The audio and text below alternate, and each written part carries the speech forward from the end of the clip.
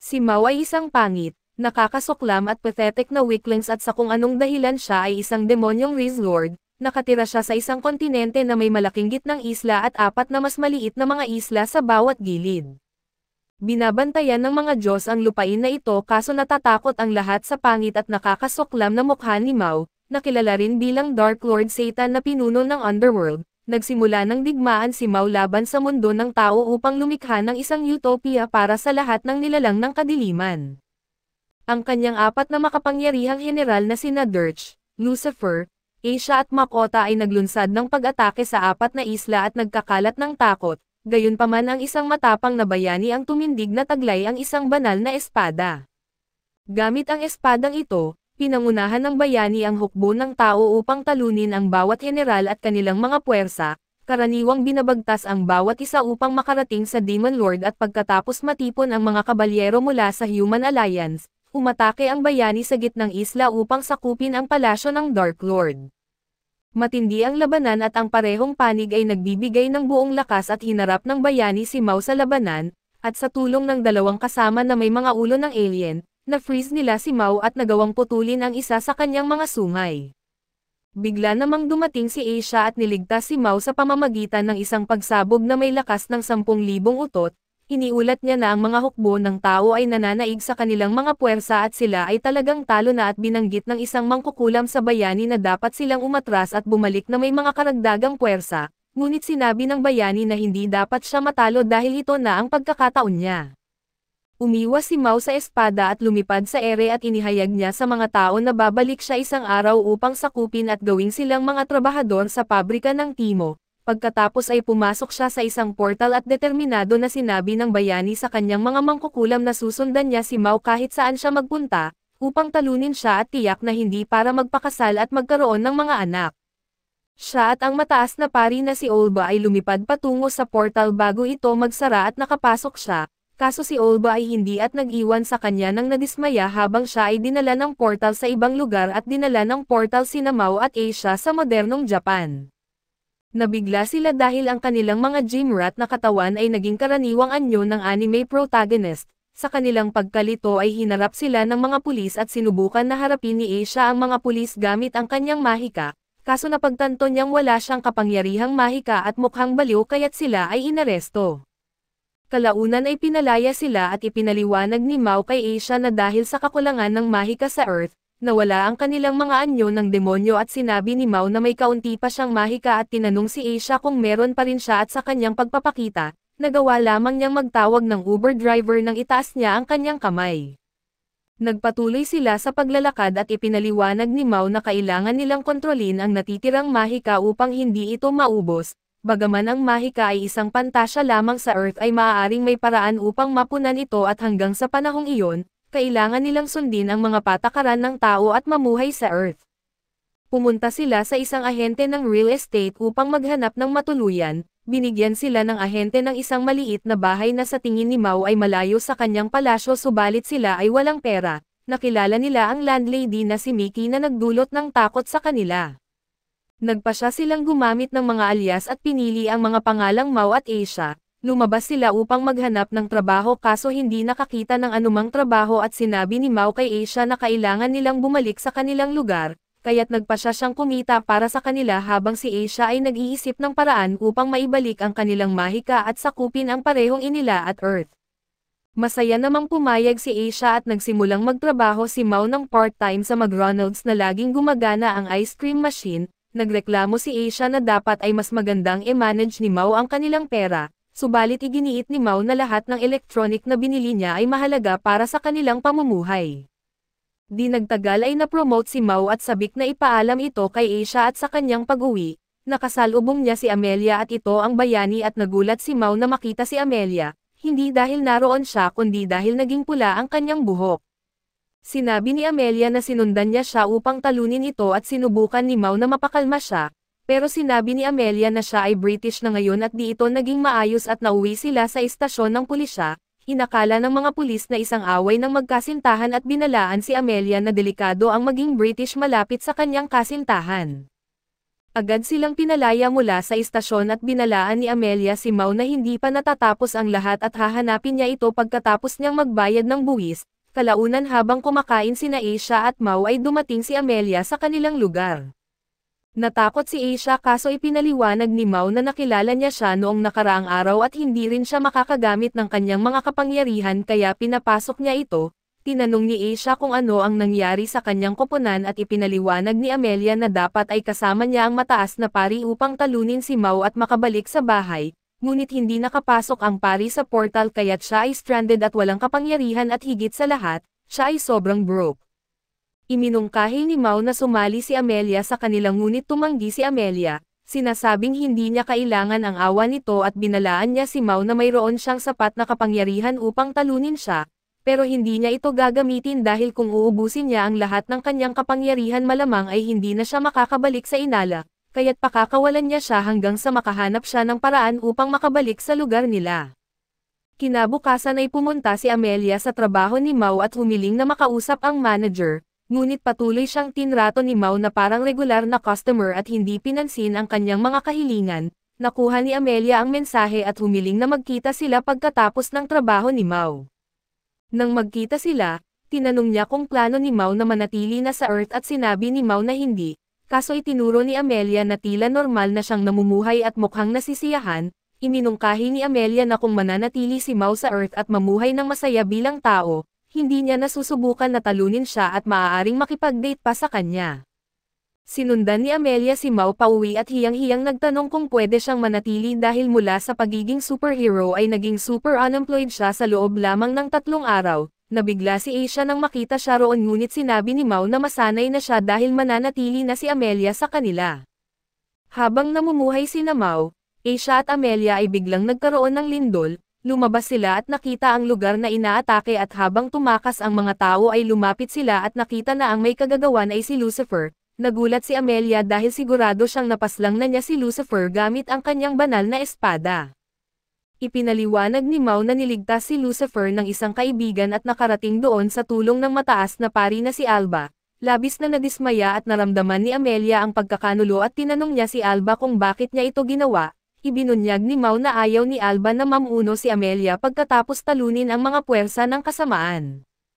Ipinangako ni Alba kay Lucifer na ibabalik siya sa langit at nabigla si Alba na alam ni Mao ang lahat ng ito at sinabi ni Mao na halata lang dahil parang sa mga pelikula. Naasar si Asia at tinanong kung paano nagkaroon ng oras si Mao na manood ng mga pelikula. Sinabi ni Mao na dinownload lang niya ito sa Pirate Bay at nagrereklamo si Asia na palagi siyang naglilinis at hindi nagkakaroon ng pagkakataong i-update ang kanyang Letterboxd account. Ang kanilang pagtatalo ay naputol ng barilin ni Lucifer si Asia sa dibdib. Inatake sila ni Lucifer ngunit naprotektahan sila ni Mao gamit ang isang barrier. Sinabi ni Alba kay Lucifer na mag-ingat kaso binanggit ni Lucifer na hindi sila makakasakit dahil sila ay mahina at tumakbo sina Mao at Amelia dala si Asia sa likod ni Mao. Nagrereklamo si Amelia na tumatakbo sila na parang mga duwag, subalit sinabi ni Mao na kailangan niyang iligtas si Asia kundi siya ang maglilinis ng buong bahay. Tinanong ni Amelia kung bakit napakalakas ni Lucifer at ipinaliwanag ni Mao na kumukuha ng lakas si Lucifer mula sa negatibong emosyon ng mga tao. Nahabol sila ni Lucifer at ibinunyag na ang kanyang mahika ay nagmumula sa kaibigan ni Amelia na si Cho. Inatake sila ni Lucifer ng hollow purples na sinubukan nilang iwasan at ang isa sa mga atake ay tumama sa dibdib ni Mao at nagreklamo siya na mahina ang katawan ng tao. Biglang binaril ni Alba si Lucifer sa binti at tinanong ni Amelia kung saan nakuha ni Alba ang baril at sinabi nito na ito'y mula sa Second Amendment. Sumali si Lucifer kay Alba at sinabi ni Alba kay Lucifer na ilibing sina Mao at ang iba pa. Naghanda si Amelia na lumaban ngunit hinawakan ni Mao ang kanyang kamay at nag-teleport sila. Lumitaw sila sa isang masikip na boulevard at tinanong ni Amelia kung bakit sila dinala sa lugar na maraming tao kaso mabilis na nahabol sila ni Lucifer. Sumama si Alba kay Lucifer at sinabi na maraming tao ang nanonood at tumugon si Lucifer na aalisin niya lang sila muna. Binaril ni Lucifer si Mao sa dibdib na seryosong nasugatan siya at pagkatapos ay itinapon niya si Cho na parang hindi niya na ito kailangan. Nagmadaling makatch ni Amelia si Cho ngunit nasugatan ang kanyang binti sa proseso at nagpasya si Lucifer na magdulot pa ng kaguluhan sa pamamagitan ng pagsira sa isang tulay, na nagsimulang bumagsak sa mga tao sa ibaba na nakatingin lamang sa halip na tumakbo. Hinawakan ni Amelia ang kanyang kaibigan at tinatanggap ang kanilang kapalaran, biglang lumutang sa ere ang mga debris mula sa tulay at tumingin si Amelia at nakita si Mao sa kanyang anyong demonyo. Nagpasalamat si Mao kay Lucifer sa tulong at napagtanto ni Amelia na dinala sila ni Mao doon upang ipakita ang kanyang kapangyarihan. Determinado si Amelia na lumaban at tinawag ang kanyang kapangyarihan at ipinakita ang kanyang espada. Ginamit ni Mao ang kanyang domain expansion na nagpapatulog sa mga tao upang makipaglaban ng maayos. Nagpasya rin si Lucifer na ibuhos ang lahat ng kanyang lakas. Inatake niya si Amelia ngunit nadepensa ni Amelia ang atake na aksidenteng tumama kay Mao sa ulo. Humingi ng paumanhin si Amelia at lumipad pataas upang lumaban kay Lucifer at nagkaroon sila ng matinding laban sa ere at sa isang punto, lumapag si Amelia sa isang poste ngunit tinamaan siya sa mukha ng feather bomb ni Lucifer. Tinutuyan ni Lucifer si Amelia at tinanong kung paano siya makakabalik sa inila kung ubusin niya ang lahat ng kanyang kapangyarihan. Hindi naapektuhan si Amelia dahil si Asia na nasa anyong demonyo na, ay niligtas siya mula sa pagsabog at sinabi ni Asia kay Lucifer na hindi na siya kakampi dahil sinusuway niya si Mao at dahil mukha siyang palpak na cosplayer ni Sephiroth. Tinanong ni Amelia kung paano nabuhay si Asia at ipinaliwanag ni Asia na binigyan siya ni Mao ng sapat na protein shake upang mabuhay muli. Sinubukan ni Alba na barilin si Asia kaso pinatalsik ni Amelia ang baril mula sa kanyang mga kamay at sumigaw si Lucifer kay Alba na gumamit ng mahika at huwag magpakilos na parang tao. Nagrereklamo si Alba na hindi sila makakabalik kung gagamitin niya ang lahat ng kanyang mahika ngunit iginiit ni Lucifer na hindi na ito mahalaga kung sila'y mamamatay doon. Si Alba ay gumamit ng kanyang mahika at nagsimulang labanan si Amelia habang si Asia ay nakikipaglaban kay Lucifer. Hawak pa rin ni Mao ang magic field at nadismaya siya na parang side character lamang siya na nag-aalaga kay Cho. Magkasamang inatake ni na Amelia at Asia si Lucifer at natabunan siya. Sinubukan ni Alba na iligtas si Lucifer gamit ang kidlat ngunit nag-counter si Asia at nagtapon ng mga walang insurance na sasakyan kay Alba, na nagpagulong sa kanya sa isang gusali. Sinubukan na manipulahin ni Alba si Amelia sa emosyon sa pamamagitan ng pagtatanong kung bakit siya sumama sa kasamaan. Ngunit sinabihan siya ni Amelia na manahimik na lang at maingat na ibinaba ni Mao ang mga debris mula sa tulay upang maiwasan ang karagdagang pinsala. Sinabi niya na kailangan niyang tapusin ito agad o hindi siya magiging Employer of the Month. Nagsimulang manginig si Lucifer habang lumilipad siya pataas upang harapin si Mao na nasa Sigma Male Grind Set. Sinubukan ni Alba na magbukas ng portal upang makatakas sila subalit pinatumba siya ni Mao sa isang gusali bago pa niya magawa ang spell. Sa mabilis na galaw ay lumitaw si Mao sa harap ng nanginginig na si Lucifer, galit na nakatitig sa kanya at tinanong niya si Amelia kung ano ang dapat gawin kay Lucifer at sinabi ni Amelia na dapat niyang gawing mapa animator si Lucifer bilang parusa. Sumang-ayon si Mao at dagdag pa na dapat ding managot si Lucifer sa pagiging late niya sa trabaho, na maaaring magpahamak sa kanyang tsansa na maging Employer of the Month at sa isang malakas na suntok. Tinamaan ni Mao si Lucifer sa mukha na naging dahilan upang magmukhang malungkot na pot of greed si Lucifer. Naiwang nahiya si Lucifer na may namamagang mukha habang idineklara ni Mao na kailangang ayusin ni Lucifer ang kanyang mga pagkakamali bilang kanyang superior. Gamit ang kanyang kapangyarihan ay inayos ni Mao ang nasirang tulay at ibinalik ang lahat sa normal. Naiwan sa Earth si Lucifer at sumali sa kanilang grupo. Naging nerd siya at natuto tungkol sa mundo lalo na sa net shopping at nasasayang ang kanilang pera sa pagbili sa Alibaba at Wish. Sa gabi pag-uwi ni Mao mula sa trabaho ay nakita niya ang isang batang babae na nakasuot ng kimono na sinusubukan na pumasok sa kanilang lugar. Ito'y may reflexes ng isang 9 na buwang gulang at natakot siya at nahulog sa hagdanan. Nasalo siya ni Mao ngunit nawalan siya ng malay at nang magising siya kinabukasan, ipinakilala niya ang sarili bilang si Suzuno. Ipinaliwanag niya na lumipat siya sa katabing quarters noong nakaraang linggo at galing sa isang pamilyang may malalim na tradisyon kaya hindi siya sanay sa modernong lipunan. Nagpunta sina Suzuno at Amelia sa labas at napunta sa istasyon ng tren at inihayag ni Suzuno na hindi pa siya nakakasakay ng tren. Nagulat dito si Amelia at tinanong kung paano siya nakarating sa lungsod. Sinabi ni Suzuno na gumamit siya ng gate at tinanong ni Amelia kung siya ay taga-Inila. Na kinumpirma ni Suzuno at pareho silang nagulat na nagmula sila sa parehong rehiyon. Ikinwento ni Amelia ang tungkol kay Suzuno sa grupo at nagdesisyon silang ipakita kung paano niya binuksan ang gate. Sinindihan niya ang ilang stick sa isang mangkok at pinanood nila kung ano ang mangyayari. biglang lumitaw ang isang maliit na gate sa ere na sumisipsip ng hangin at sumigaw si Mao sa kanila na kumapit sa kung ano man ang pwedeng kapitan, at mabilis na pinalakas si Cho malapit sa isang puno.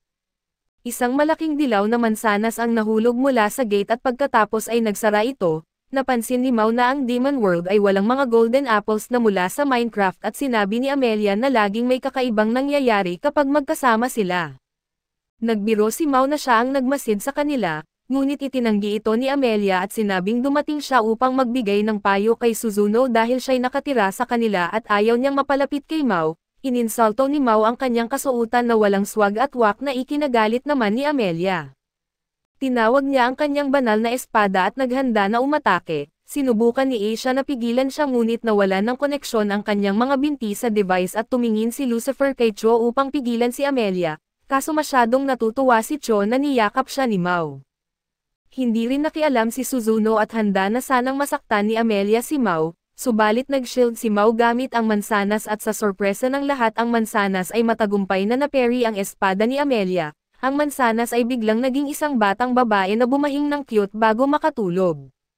Dinala nila siya sa kanilang lugar at inusisa kung sino siya. Nagising ang batang babae at ipinakilala ang sarili bilang si Alas Ramos at bumahing ulit siya at lumitaw ang isang crescent moon sign sa kanyang ulo. Ngumiti si Mao at tinanong kung saan siya nanggaling at kung sino ang kanyang mga magulang.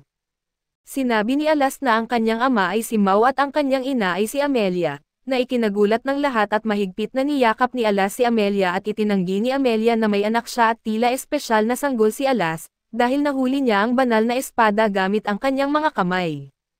Tinanong ni Lucifer kung bakit tinatawag ni Alas sila bilang kanyang mga magulang. Sinabi ni Cho na maaaring naging print si Alas sa kanila dahil sila ang unang tao na nakita niya pagkatapos siyang mag-hatch mula sa mansanas. Tinanong ni Lucifer kung paano nalaman ni Alas na si Mao ay ang Demon King.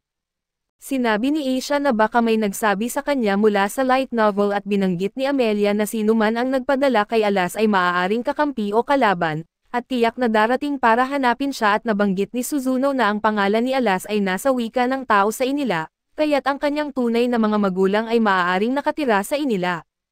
Sinabi ni Mao na hanggang sa dumating ang sino man para kay Alas, mananatili muna siya sa kanila at tinanong ni Lucifer kung sino ang mag-aalaga kay Alas at sinabi ni Amelia na siya ay nakatira mag-isa at may trabaho sa araw, kaya iginiit ni Mao na ang kanyang mga kasama ang mag-aalaga sa kanya. Inatasan niya sina Suzuno, Cho at Asia na alagaan si Alas at tinanong ni Asia kung bakit kinuha ni Mao si Alas, at sinabi ni Mao na nararamdaman niyang responsibilidad niyang alagaan ito na para na ring instinct ng pagiging ama. Dinala ni Mao si Alas upang mamili ng mga lobo kasama si Amelia at plano nilang manood ng Power Rangers Ninja Storm kung saan si Amelia ay parang sugar mama. Pagkatapos kumain ay pumunta sila sa palabas na hindi alam na sila ay binabantayan. Habang nasa palabas, nagsimulang magsalita ng kakaiba si Alas at binanggit ang tungkol sa pagbagsak ng lahat at nagliwanag ang simbolo ng crescent moon sa kanyang noo na nagudyok kay Mao na takpan ito. At sa pag-aalala ay dinala nila siya sa labas kung saan siya nawalan ng malay at hiniling ni Amelia kay Mao na kumuha ng malamig na inumin habang inaalagaan niya si Alas. Lumapit ang isang babae na nag-alok ng tulong na nagpapakita ng singsing na nagre-resonate sa simbolo ni Alas, na nagiging sanhi ng pagkawala ng simbolo at nagiging masigla ulit si Alas. Tinawag ni Alas ang kanyang ina at niyakap siya ni Amelia upang protektahan siya mula sa babae, na nagbabala tungkol sa paggalaw ng Heavenly Regiment ni Gabriel upang hulihin si Alas at nang bumalik si Mao, nawala ang babae na nag-iwan kay Amelia sa pagkabigla at inakusahan ni Amelia si Mao na walang alam sa panganib. Sumakay sila sa isang roller coaster at tinanong ni Amelia si Mao kung bakit niya kinuha si Alas at kung bakit alam niya ang tungkol sa crescent moon sa kanyang noo. Binanggit ni Mao na tumigil sa pagtatanong ngunit tumanggi si Amelia. Sinasabi na binanggit ng babae kanina ang isang Heavenly Regiment na paparating. Matagal nang bago ang kanyang paghahari sa mga demonyo nang siya ay mas mahina pa kaysa sa goblin. Ang angkan ni Mao ay nawasak ng isa sa mga tagamasid at isang anghel ang nagligtas sa kanya kahit na siya ay agresibo at tinuruan siya tungkol sa mundo ng tao. Nang tinanong niya kung bakit siya niligtas, sinabi ng anghel na dahil nakita niya itong umiiyak at tinanong ni Amelia kung bakit siya umiiyak at sinabi ni Mao na dahil pakiramdam niya ay mahina siya o baka iniisip niyang mamamatay na siya. Nagulat si Amelia nang napagtanto niyang ang pagsalakay ng mga demonyo ay hindi direktang sanhi ng isang anghel. Binanggit ni Mao na ang crescent moon ni Alas ay katulad ng butong iniwan ng anghel noong nawala ito, at may iniwan na nota na nagsasabing itanim at alagaan ang kristal upang malaman ang tungkol sa mundo at kung wala ang kaalamang itinuro ng anghel, hindi niya magagawang mapag-isa ang kaharian ng demonyo. Tinanong ni Amelia kung sino ang anghel at sinabi ni Mao na hindi niya kailangang malaman at tinanong niya kung paano bumalik sa normal si Alas. Iginiit ni Amelia na ang babaeng nakaputi ang nagpagaling sa kanya at binanggit si Gabriel at ang Sword of Yod. Nabigla si Mao nang napagtanto na ang kaguluhan na ito ay dahil sa Yod. Tinanong ni Alas kung ano ang problema kaso ginulo siya ni Mao sa pamamagitan ng pagtatanong ng mga pangalan ng kanyang mga lobo. Tinanong ni Amelia kung ano ang isyo at sinabi ni Mao na maaaring mas malaki pa si Alas kaysa sa mga demonyo o anghel kahit na mas maliit siya kaysa sa isang raccoon. Ipinaliwanag niya na ang mga pangalan na ibinigay ni Alas sa kanyang mga lobo ay lahat ng mga pangalan ng Sephira, ang mga cosmoplastic orbs sa Tree of Life at maaaring si Alas ay isang incarnation ng Yod. Dumating si Gabriel at ang kanyang mga sundalo sa Yod Tree na tuyo na. Inanunsyo niya na sisimulan nila ang misyon upang ibalik ang puno ng buhay sa tamang anyo at ginagabayan sila sa isang gate, samantala si Lucifer na abala sa pag-order sa DoorDash ay nakaramdam na may mas malaking gate na nagbukas sa ibang lugar. Bumalik sina Mao at Amelia sa bahay at natagpuan si Gabriel at ang kanyang mga sundalo na nahuli na sina Lucifer at Suzuno. Inanunsyo ni Gabriel na kukunin niya si Alas at ang banal na espada ni Amelia.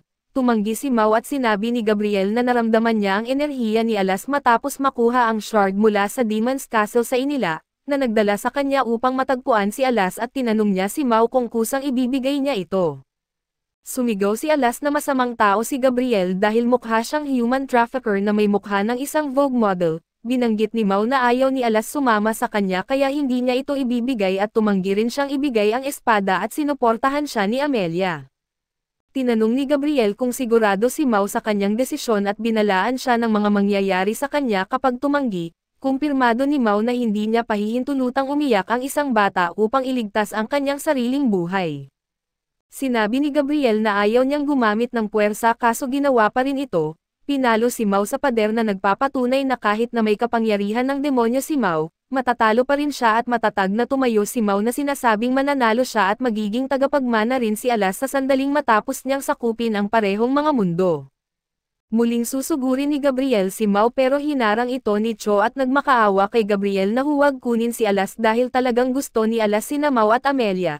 Yumukod siya at umiiyak at nagmamakaawa at naantig si Gabriel at umalis ngunit nangako na babalik kinabukasan upang kunin si Alas. Nagtipon ang grupo sa bahay ni Mao upang talakayin ang kanilang susunod na hakbang. Ipinaliwanag ni Mao na kung talagang bahagi si Alas ng Sephira Yod mula sa Tree of Life, sila ay nasa mahigpit na sitwasyon at sinabi ni Suzuno na ang Tree of Life ay matatagpuan sa langit na patuloy na lumilikha ng mundo.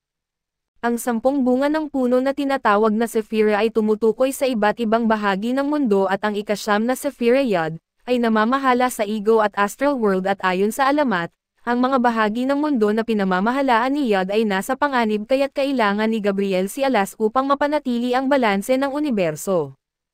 Idinagdag ni Cho na talagang kailangan bumalik ni Alas at gayunpaman, itinuro ni Suzuno na ito ay batay lamang sa alamat at walang pisikal na patunay na ang Tree of Life ay nagpapanatili ng mundo. Sa tingin niya ay hindi makatotohanan na ang pagkawala ng isang piraso mula sa puno ay magdadala ng kapahamakan sa planeta. Sa kabila ng kanyang hindi paniniwala sa alamat ay wala silang posisyon na labanan ang isang guardian angel. Tinanong ni Lucifer kung ano ang susunod nilang gagawin at tinanong ni Mao si Alas kung gusto niyang sumama kay Gabriel ngunit matatag siyang tumanggi. Ngumiti si Mao at sinabing magsasagawa sila ng isang buong laban. Kinabukasan ay nabanggit ni Amelia na siya at si Suzuno ay hindi maaaring labanan ang isang anghel sa liwanag ng araw. Inamin ni Mao na hindi sapat ang determinasyon upang talunin ang anghel kaso kailangan pa rin niyang magplano para sa pinakamalala at suriin ang mga panganib. Tinanong ni Amelia kung talagang nais niyang harapin si Gabriel at sumagot si Mao na handa siyang isakripisyo ang kanyang buhay para sa kanyang anak. Gaya ng gagawin ng anumang magulang at namula si Amelia sa kanyang mga salita at ipinaliwanag niya na nararapat lamang na anihin niya ang kanyang itinanam sa buhay. Alam niyang may mga magulang na isinasakripisyo ang kanilang buhay upang iligtas ang kanilang mga anak noong sinalakay niya ang Inila, at ngayon na siya ay naging magulang ay ginagawa rin niya ang parehong bagay, ngunit ngayon siya na ang nagdudulot ng kaguluhan. Inanunsyo ni Mao na dapat silang matulog na at ngumiti si Amelia habang pinapanood silang dalawa na natutulog. Kinabukasan ay unang nagising si Amelia at ngumiti habang nakikita silang natutulog ng payapa. Biglang naglaho ang kanyang ngiti nang mapansin niyang nakangiti si Gabriel sa kanila habang siya ay nakangiti kay Mao at Alas. Mabilis niyang hinugot ang kanyang espada at itinutok ito kay Gabriel at sinabi ni Gabriel na mag-relax siya at maaari silang mag-usap ng hindi nag-aaway. Ipinaliwanag niya na hindi magiging maginoo sa kanya na umatake sa natutulog na pamilya kaya siya ay matyaga na naghihintay. Idinikit pa ni Amelia ang espada sa kanyang leeg at handa nang umatake. Doon ay nagising si Mao sa kaguluhan at agad na nakita si Gabriel. Kinuha niya agad si Alas at umalis palayo kay Gabriel na binigyan niya sila ng ultimatum, na sinasabing kung hindi nila ibibigay si Alas at ang banal na espada, okay na sa kanya na kunin ang alinman sa dalawa. Ibinunyag niya na ang Yod Sephira na kanyang binabantayan ay nasira na matagal na at ang magnanakaw ay binasag ito sa maraming piraso at ikinalat ang mga ito. Ibig sabihin si Alas ay hindi lamang ang Yod Shard at itinuro ni Gabriel ang kristal sa banal na espada, sinasabing ito ay ginawa mula sa isang Yod Shard. Kinuha niya ang espada at hindi ito mag-alaw ni Amelia at giit ni Gabriel na hindi siya matatalo ng banal na espada sa kasalukuyang anyo nito. Sinubukan ni Aisha at Suzuno na makapasok subalit hindi mabuksan ang pinto at sinabi ni Gabriel sa kanila na magdesisyon agad. Ibinaba ni Mao si Alas at yumukod sa lupa na nagmamakaawa na huwag siyang kunin at sinabi ni Gabriel na hindi gagana ang pagmamakaawa. Nag-alok si Mao ng kasunduan at iginiit na kunin na lang ni Gabriel ang kanyang ulo. Tumanggi si Amelia at sinasabing siya ang dapat na kumuha ng kanyang ulo at ibibigay niya ito pagkatapos. Nag-insist si Mao na hindi niya pinapansin ang kanyang kagustuhan at nagkomento si Gabriel na dapat nilang tapusin ang kanilang away mag-asawa sa ibang pagkakataon, na parehong itinanggi na sila'y kasal. Tinanong ni Gabriel si Mao kung bakit niya pinanghahawakan si Alas at ipinaliwanag ni Mao na siya ang pag-asa na nakuha niya matapos siyang iligtas mula sa kamatayan at muling ipinanganak. Ayaw tanggapin ni Gabriel ngunit nakiusap si Mao na sana'y maintindihan niya. Nagdesisyon si Gabriel na gumamit ng puwersa at sinasakal si Mao gamit ang kanyang kapangyarihan. Humarap si Alas kay Mao at nagliwanag ang kanyang crescent moon at sinabing hindi siya sasama kay Gabriel at tinawag ang mga anghel na sinungaling. Naging mga Diyos sila dahil sa mga kasinungalingan at pinaghiwalay siya sa kanyang mga kaibigan. Ikinulong sila at ngayon ay binubuli ang kanyang mga magulang at di niya sila mapapatawad. Nag-unleash si Alas ng kanyang Gear 5 at naging isang malaking bola ng enerhiya na inatake si Gabriel at itinapon siya palabas ng bahay papunta sa langit. Mabilis na sumunod si Amelia habang sina Aisha at Suzuno ay pumasok upang suriin sila. Sinundan ni Amelia si Gabriel na sumisigaw na lumayo siya kay Alas at naiwasan ni Gabriel ang unang atake kaso mabilis na bumalik si Amelia at itinulak siya sa lupa. Nasalo ni Gabriel ang sarili gamit ang kanyang mga pakpak ngunit patuloy na umatake si Amelia. Hinugot ni Gabriel ang kanyang espada at tinanong ni Amelia kung bakit niya gusto siyang labanan. Sumagot si Gabriel na siya ang binubugbog at hindi siya maaaring magbaliwala nito kahit na siya ang supervisor niya. Binalaan ni Alas si Amelia na mag-ingat sa espada ni Gabriel dahil napakalakas nito. Inamin ni Gabriel ito at sinasabing ang kanyang espada ay maaaring tatagos sa kahit ano sa isang iglap. Lumapit siya sa likuran ni Amelia at inatake siya at doon ay sinubukan ni Amelia na harangin gamit ang kanyang espada ngunit nahati ito. Sinabi ni Mao kay Suzuno na dalhin siya sa himpapawid kung saan nagaganap ang laban kaso hinarang sila ng mga sundalo ni Gabriel.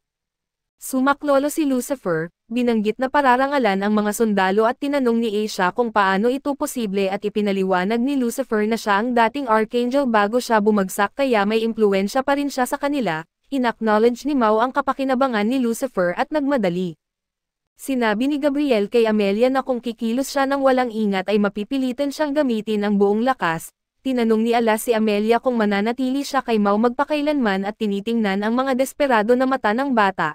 Sinigurado ni Amelia na mananatili siya kasama si Mao at tanging kamatayan lang ang maghihiwalay sa kanila. Lumipad si Suzuno na parang pro-pitcher na itinapon si Mao patungo kay Gabriel. Hinawakan ni Mao si Gabriel at sinabing dapat patayin ni Amelia silang dalawa at tumanggi si Amelia. Iginigiit na hindi niya kayang gawin iyon sa harap ni Alas na napakasaya na makita ang kanyang ama. Itinulak ni Gabriel si Mao at nagsimulang mahulog si Mao ngunit nasalo siya ni Alas gamit ang kanyang kapangyarihan bago siya bumagsak. Sinasabing mananatili siya kasama si Mao at Amelia magpakailanman. Lumipad siya patungo kay Amelia at hinalikan ang kanyang espada, na naging sanhi ng pag-regenerate nito habang sumanib siya rito at ang pagbabagong ito ay nagpapatibay kay Amelia. Nalula si Gabriel sa pag-unlad na ito at nagpa siya na lumaban ng buong lakas. Nakipagsabayan si Amelia at nagduel sila sa himpapawid at hinati niya ang espada ni Gabriel at ang dulo ng kanyang talim ay gumawa ng sugat sa mukha nito at umatras siya, sinasabing hahanapin niya ang natitirang mga Yod shards at babalik para sa kanya. Pagkatapos bago umalis, tinanong ni Amelia si Gabriel kung bakit desperado siyang mangolekta ng mga shards ngayon matapos ang napakaraming siglo. Hindi sinagot ni Gabriel ng diretso ang tanong niya subalit ipinahiwatig niya na ito ay para sa plot purposes. Bumaba si Amelia at sinalo siya ni Suzuno bago siya bumagsak at tinanong ni Mao kung ano ang nangyari kay Alas, habang tinitingnan ang espada ni Amelia ay nasaktan ang kanyang loob na inisip na kinuha ni Gabriel si Alas at ng gabing iyon, nagsindi si Mao ng apoy upang magluksa para kay Alas. Binanggit ni Amelia na dapat na siyang mag-move on kaso sinabi ni Mao na hindi niya kaya. Pagkatapos ay nagulat siya nang ipakita ni Amelia si Alas na niyakap siya ng mahigpit at tinanong ni Mao kung siya nga talaga iyon at kinumpirma ito ni Alas, na pagtanto niya na hindi kailanman kinuha ni Gabriel si Alas. Ipinaliwanag ni Alas na gusto lamang niyang magbiro kay Mao sa ilang sandali ngunit nais din niyang makita siya. Tinanong ni Alas kung bakit siya umiiyak na hindi man lang napansin ni Mao at nag-alala si Alas at tinanong kung nasaktan siya, ngunit sinabi ni Cho na masaya lang ang kanyang ama na makita siya. Samantala ay nagpunta si Gabriel upang magpahinga sa kanyang apartment, nagpapahinga at nakikipag-chat sa kanyang kapitbahay bago bumalik sa kanyang kwarto upang sagutin ang isang tawag mula sa isang kaibigan. Nagkaroon ng argumento sina Asia at Mao tungkol sa pagbili ng 4K TV. Binanggit ni Asia na hindi nila kailangan ng TV dahil wala ito sa kanilang budget ngunit iginiit ni Mao na kailangan nila ito. Iminungkahi ni Asia na magsagawa sila ng market research dahil may budget naman sila. Sa huli dahil sa mga nakaraang pagbili ni Mao ay nakakuha siya ng mga puntos mula sa tindahan kung saan niya binili ang kanilang mga electronics, kaya't nakabili siya ng TV na lampas sa budget na ibinigay ni Asia. Bumalik sina Amelia at Cho kasama si Suzuno upang kunin ang isang bagay mula sa bahay nito. Nag-usap sila tungkol sa kung paano malapit nang maubos ang pera ng mga lalaki dahil sa kanilang mga paggasta. Sinabi ni Amelia na magtuturo ito ng leksyon sa kanila at nag-aalala si Cho kung paano maaapektuhan si Mao. Nais niyang makita silang lahat na maging masaya at pagkatapos umalis si Cho ay naghintay sina Amelia at Suzuno para sa boss.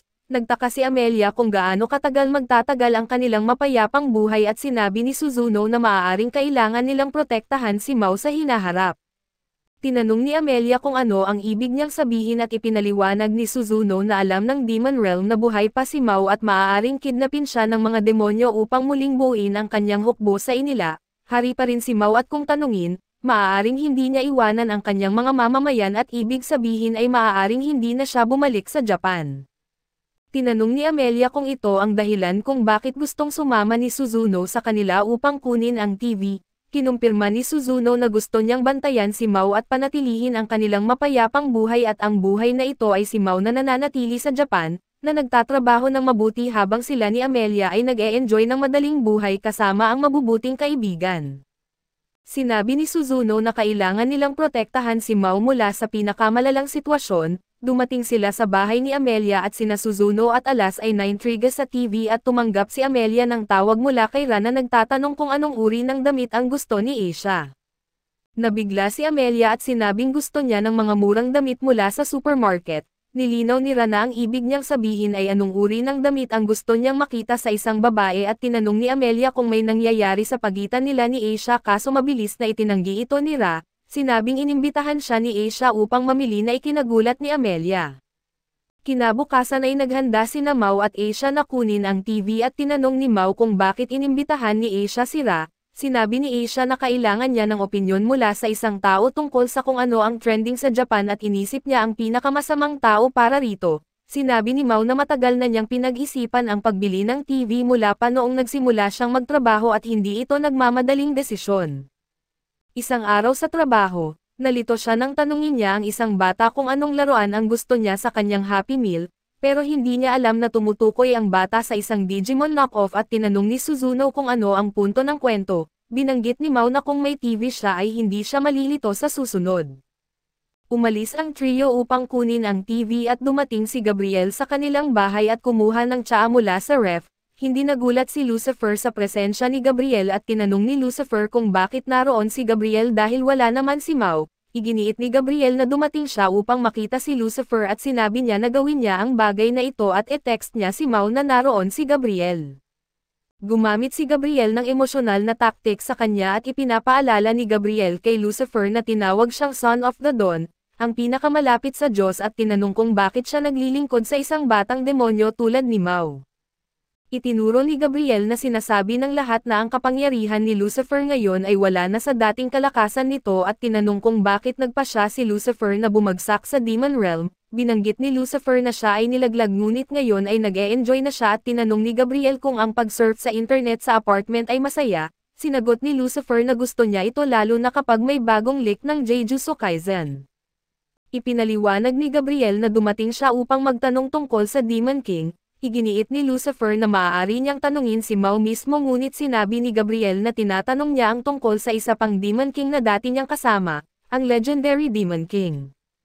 Tumanggi si Lucifer na sumagot, sinasabing wala siya sa mood na mag-usap at tinanong ni Gabriel kung bakit at sinabi ni Lucifer na hindi siya nakikinabang sa pag-uusap tungkol dito. Ipinaliwanag ni Lucifer na dapat maintindihan ni Gabriel na kung hindi nangyari ang insidenteng iyon noon, normal na ang buhay nila ngayon. Napagtanto ni Gabriel na totoo ito at hindi na siya nagpumilit pa, ngunit tinanong kung alam ni Lucifer kung nasaan ang mga kayamanan ng Demon King at tinanong pa niya kung patuloy pa rin si Gabriel sa Yod Shards. Ibinahagi ni Gabriel na hindi na at inalis na siya sa kaso dahil nabigo siya. Bumili si Amelia ng isang bote para sa ikatlong shard. Napagtanto niyang naaakit sila sa isa't isa at tumanggap siya ng tawag mula sa kanyang kaibigan na si Emir na nagsabing nakilala niya ang ina ni Amelia at nasa Japan din ito. Ipinaliwanag ni Emir na sumiklab ang digmaan dahil nais sakupin ng Fahan Empire ang Central Continent. Dahil sa mga bali-balita tungkol sa mga demonyo sa kanilang hukbo, nag-iisip si Amelia na sumali sa labanan ngunit pinayuhan siya ni Emira na manatili sa Japan upang mapanatili ang kanyang hero status. Tinanong ni Amelia kung paano niya nalaman na si Lila ang kanyang ina. Sinabi ni Emira na natuklasan niya ang pagkakakilanlan ni Lila matapos maramdaman ang koneksyon sa isang lokal na bar na binisita ni Lila. Nag-iwan si Lila ng nota na nagpapahayag ng pasasalamat sa pagkikita ng kaibigan ng kanyang anak.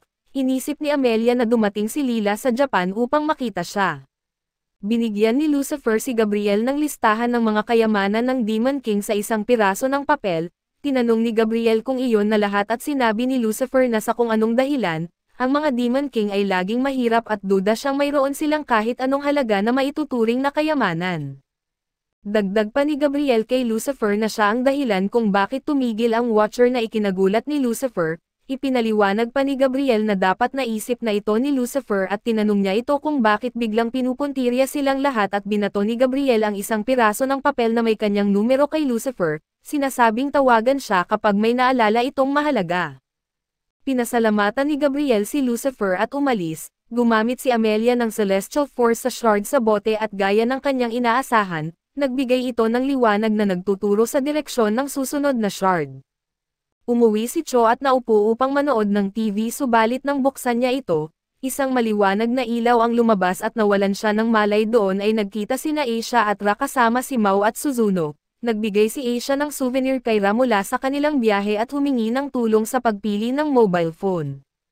Pumayag si Ra kaso lang nagulat nang marinig na kailangan din nila ng tulong sa pagpili ng TV. Nag-alok siya na ipaliwanag ang mga pangunahing kaalaman sa tanghalian at tinanong ni Ra ang kanilang mga kagustuhan at budget sa TV. Sinabi ni Mau na gusto lang niya ng TV para manood ng mga palabas at inilahad ang kanilang budget. Iminungkahi ni Suzuno ang mas mataas na budget para sa kanya at sinigurado ni Ra na makakahanap sila ng angkop na mga opsyon. Nagpasalamat si Suzuno kay Ra sa tulong na binanggit ang kanyang hindi pagiging pamilyar sa mga Japanese electronics. Nagtanong si Ra tungkol sa background ni Suzuno dahil sa kanyang komento tungkol sa Japanese electronics, at nagkwento si Suzuno na lumaki siya sa ibang bansa dahil sa kanyang mga magulang na misyonero bago siya umalis. Sa cashier ay nagkaroon ng argumento ang isang customer at cashier tungkol sa isang bagay. Nakialam si Mau gamit ang kanyang English skills mula sa Duolingo upang malutas ang sitwasyon. Naguluhan si Ra sa kasanayan ni Mau sa wika na kabaligtaran ng kanyang kakulangan sa kaalaman. Samantala ay ipinakita ng disgruntled customer na siya ang watcher at nagreklamo kay Gabriel sa telepono na hindi siya pinagsabihan tungkol sa pagkakaiba ng wika. Sinundan ni Amelia ang liwanag mula sa shard at nagturo ito sa isang ospital kung saan nakilala niya ang ina ni Cho sa labas. Tinanong ni Cho's mom kung bumibisita rin siya sa ospital at inanyayahan siyang pumasok na nagdala kay Amelia sa kwarto ni Cho. Nabigla si Amelia na makita si Cho sa ospital at bumili na ng TV ang grupo kaso nagkaroon ng gulo sa tindahan nang ang lahat ng display TV ay pumutok matapos magliwanag. Sinabi ni Mao kay Asia na ihatid si Ra pauwi na ginawa naman niya. Tinanong ni Suzuno si Mao kung sa tingin niya ay mahika iyon at hindi siya sigurado subalit iminungkahi na makikipagkita kay Lucifer at tawagan si Amelia upang sumama sa kanila. Iminungkahi rin niyang pagbawalan si Cho sa apartment pansamantala at biglang tumunog ang telepono ni Suzuno at si Amelia iyon. Ipinagbigay alam ni Amelia na si Cho ay may magic poisoning mula sa highly concentrated magic at nasa coma. Bumisita sina Mao at Suzuno kay Cho sa ospital at ikinwento ng ina ni Cho na nakita niya ito na walang malay sa bahay, kaya't tumawag siya ng ambulansya at inihayag ni Amelia na sinundan niya ang liwanag ng shard sa ospital ngunit hindi sigurado kung sinadya iyon. Umalis saglit ang ina ni Cho, humihiling na bantayan nila ito at nadama ni Suzuno ang residual magic kay Cho at marahil ito ay mula sa Celestial Force Pulse at binigyan niya si Cho ng Celestial Force kanina, na dapat kontra sa mahika kaso tinanong ni Mao kung paano nag-generate ng mahika ang isang tao tulad ni Cho. Ipinagpalagay ni Suzuno na ang life force ni Cho ay naging mahika nang makipag-ugnayan ito sa Celestial Force Pulse. Biglang pumutok ang mga TV sa ospital at nagmadali silang bumalik sa kwarto ni Cho at ipinaliwanag ni Suzuno na ang mga kaguluhan ay sanhi ng isang celestial sonar, ngunit hindi sila sigurado sa pinagmulan nito. Dumating si Lucifer at ibinunyag na ang Watcher ang may kagagawan ng mga kaguluhan gamit ang TV broadcasts para sa kanyang signal. Naipit si Cho sa isa sa mga pagsabog at binanggit ni Lucifer ang pagbisita ni Gabriel sa kanilang lugar, nangakong magbibigay ng karagdagang detalye mamaya. Napagtanto nila ang kalubhaan ng sitwasyon at naghanda para sa mga susunod na mangyayari. Nagkita sila ni Mao at Amelia na nagtanong kung bakit naroon si Gabriel sa kanilang lugar at ipinaliwanag ni Lucifer na hindi kasali si Gabriel sa lahat ng nangyayari, naalis siya sa kaso ng Yod Shard dahil sa mga palpak niya. Naghahanap si Gabriel ng mga kayamanan ng Demon King at tinanong ni Amelia si Mao kung alam niya ang tungkol sa mga kayamanan na iyon. Sinabi ni Mao na alam niya subalit hindi niya inasahan na ang langit ay desperado na maghanap sa mga iyon. Sinabi ni Lucifer na isang anghel na nagngangalang The Watcher ang pumalit kay Gabriel.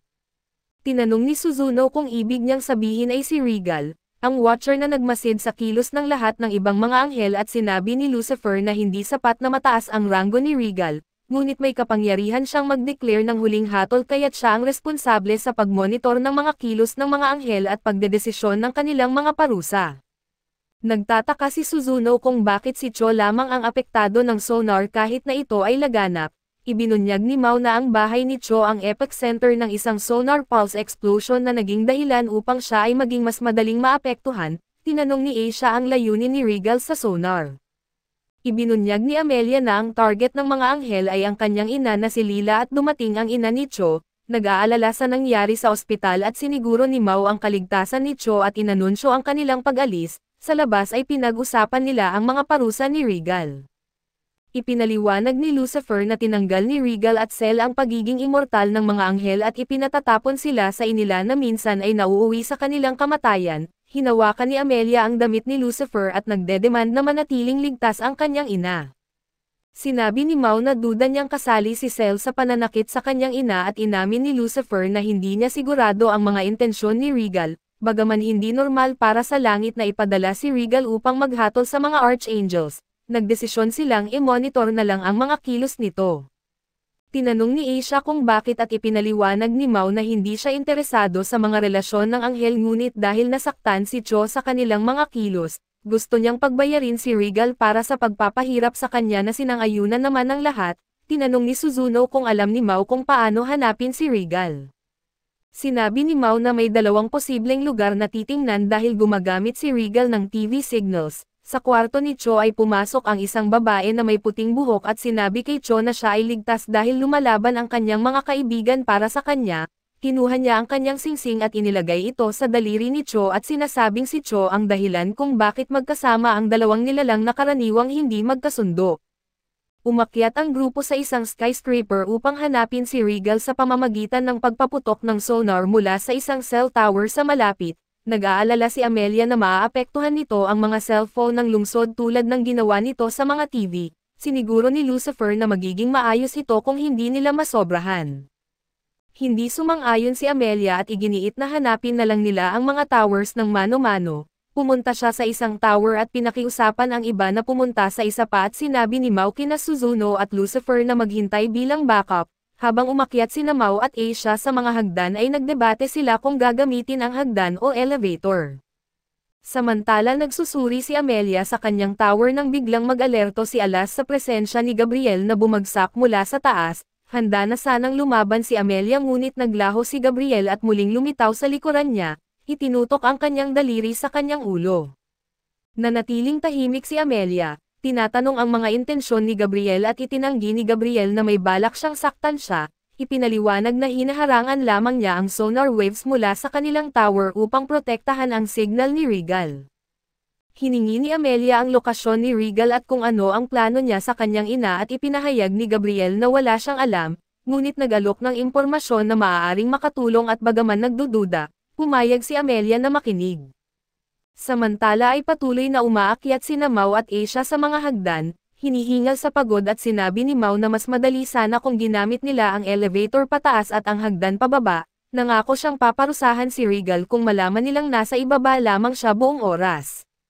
Nag-aalala si Suzuno na walang laban na nagaganap sa alinmang tower, iminungkahi ni Lucifer na baka naghahanap pa rin sila at binanggit ang maraming turista sa lugar at iminungkahi niyang magpaputok ng sonar si Suzuno upang mas mabilis nilang mahanap si Regal. Samantala ay nagising si Cho sa ospital at sinagot ang kanyang nagriring na telepono, binanggit ng tumatawag na ang singsing sa kanyang kamay ay isang fragment ng yad.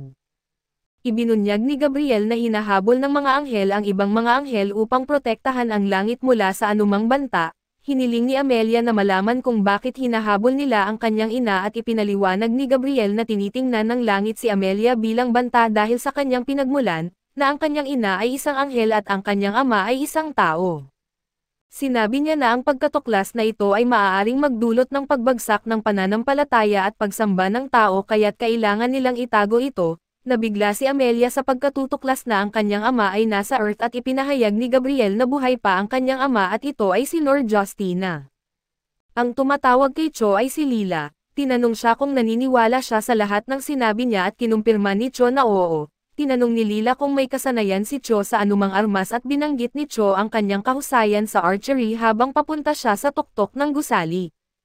Samantala ay uminom si Suzuno ng isang bagay upang mapunan ang kanyang banal na enerhiya, nagsimulang maglabas ng probong wave sa pamamagitan ng paglalagay ng kanyang kamay sa isang poste ng gusali.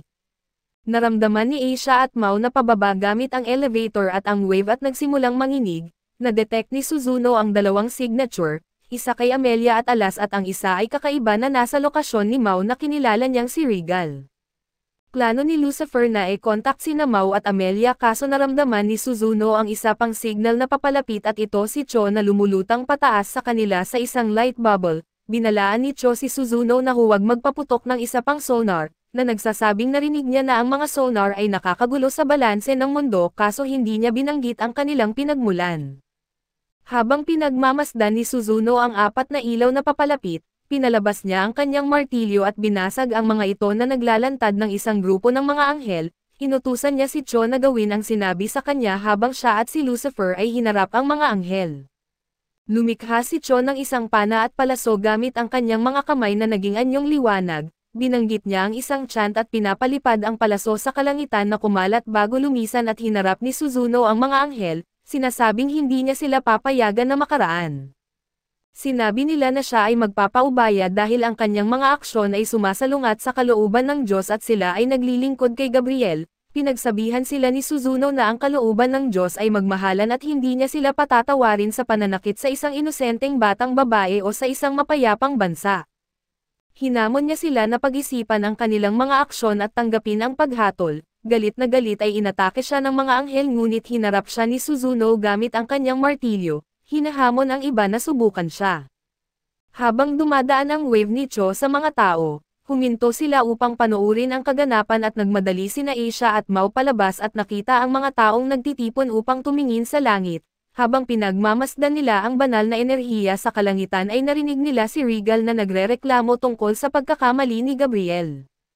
Nilapitan ni Mao si Regal na nakilala siya mula sa tindahan ng noodles at nagagalit si Mao na si Regal ay nasa ibaba lamang ng buong oras. Nang tumama ang banal na enerhiya sa tuktok ng tower ay nagulan ito ng mga particle ng liwanag na nagbibigay kapangyarihan kina Mao at Asia, na naging sanhi ng kanilang pagbabago sa kanilang anyong demonyo at nag-freeze sa paligid.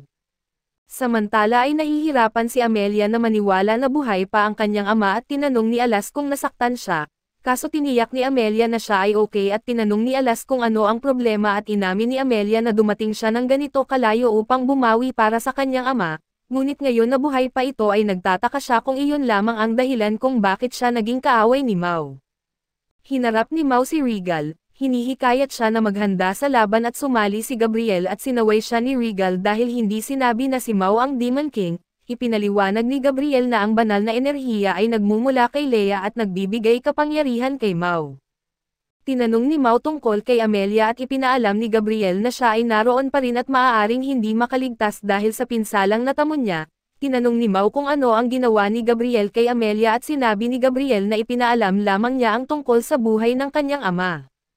Naalala ni Mao ang luhaan na mukha ni Amelia habang nagsasalita tungkol sa paghihiganti para sa kanyang ama at inakusahan si Gabriel ng pagwawasak sa moral ng mga tao. Ipinagtanggol ni Gabriel ang sarili at sinasabing tinulungan niya si Amelia na mag-focus sa mas malaking larawan. Nagbitaw si Regal kaso sinuntok siya ni Mao at pinapabagsak siya. Pinagsabihan niya sila sa pananakit sa kanyang kaibigan at binigyang diin na kahit ang mga demonyo ay hindi makatarungang manakit ng damdamin ng iba bilang hustisya. Idineklara ni Regal na kung nais nilang lumaban ay iiwan niya sila kay Gabriel at nagsimulang lumipad palayo. Sinubukan ni Mao na habulin siya kaso hinaharangan ni Gabriel ang kanyang daan at hinuli ang suntok ni Mao. Sinubukan ni Asia umatake kay Gabriel kaso lang madali niyang naiwasan ang mga bato. Sinasabing kahit sa buong kapangyarihan ng demonyo ni Mao ay hindi niya siya matatalo. Ipinagtapat ni Amelia kay Alas na ang pagiging isang bayani ay maaaring masyadong mahirap para sa kanya. Tinanong ni Alas kung ayaw niya maging bayani at ipinaliwanag ni Amelia na kahit na hindi niya ito gusto, ang pagiging bayani ay nagdala sa kanya kay Alas kaya hindi niya ito lubos na kinamumuhian. Tinanong niya si Alas kung ano ang gusto niyang maging at sinabi ni Alas na gusto niyang maging isang RX-OMA, na labis na ikinatuwa ni Amelia at nais niyang ipagmalaki ang kanyang ina. Ngumiti si Amelia at niyakap si Alas at dito ay humihingi siya ng tawad sa pagiging duwag. Si Amelia ay hinahawakan si Alas habang bumabalik ang kanyang kagustuhang lumaban. Sinaktan ni Gabriel si Mao gamit ang isang bola na kidlat at na nagtulak sa kanya pabalik na sinabi kay Regal na magpatuloy. Inutusan ni Mao si Asia na pigilan si Gabriel na naglabas ng kanyang espada kahit hindi pa ito ganap na nabuo, na sinasabing kaya pa rin itong putulin ang kahit ano. Sumugod si Asia sa kanya kaso naglaho si Gabriel at muling lumitaw sa likuran ni Mao. Tinawag silang mga direct fighters at pinasabog ni Gabriel si Mao na nagbanggaan kay Asia. Ibinunyag ni Gabriel na nakikipaglaban sila sa isang double sa buong oras habang gumagawa siya ng higit pang mga clone ng kanyang sarili. Biglang bumagsak si Regal pabalik sa tore at nakita nila na dumating si Amelia. Tinanong ni Regal kung nakuha na niya ang kanyang mga damdamin ngunit sinabi niya na inilagay niya ito sa isang tabi habang inaatake siya, pinutol ang isang clone. Gayunpaman ay mas maraming clone ang nakapalibot sa kanya at pinanatili siya sa lugar. Lumipad pababa si Mao at nahuli ang totoong Gabriel at ipinapako siya sa tore para atakehin ni Amelia at pinasabog ni Gabriel si Mao palayo, ngunit mabilis siyang tinamaan ni Amelia gamit ang kanyang espada na nagpapatalsik kay Gabriel at nagpatigil sa kanyang mga clone. Tinanong ni Regal ang kanilang mga motibo, sinasabing ang pagdakip niya kay Lila ay hindi kanilang concern at siya ay biglang tinamaan ng palaso sa likod na pinakawalan ni Cho. Nagulat sina Mao at Amelia sa kanyang mga aksyon at sinabi ni Regal kay Lila na dapat niyang ipakita ang sarili at harapin ang mga consequence. Biglang naglaho ang mga pakpak niya at bumagsak siya sa lupa na nanghihina. Sinabi ni Gabriel na talo na sila at iminungkahi na umalis na sila, na sinisiguro na hindi nila tatalikuran ang langit at ang pag-iwas sa ganitong mapanganib na labanan ang pinakamahusay. Sinabi ni Gabriel kay Cho na nais niyang makita kung paano binago ng mga tao ng Earth ang mundo bago umalis kasama si Regal. Tinanong ni Amelia si Cho kung siya ang kanyang ina at kinumpirma ni Cho na humihingi ng paumanhin ang kanyang ina at sinabing kukunin na niya ang mana ni Namao at Asia, dahil ito ay nagdulot na ng hindi balance na mundo. Nakiusap si Amelia kay Cho na makausap ang kanyang ina kaso humingi ng paumanhin si Cho. Ipinaliwanag niya na wala ng oras at mabilis niyang itinuro ang kanyang palaso sa kalangitan, nag-recite ng isang chant at ibinalik ang mana.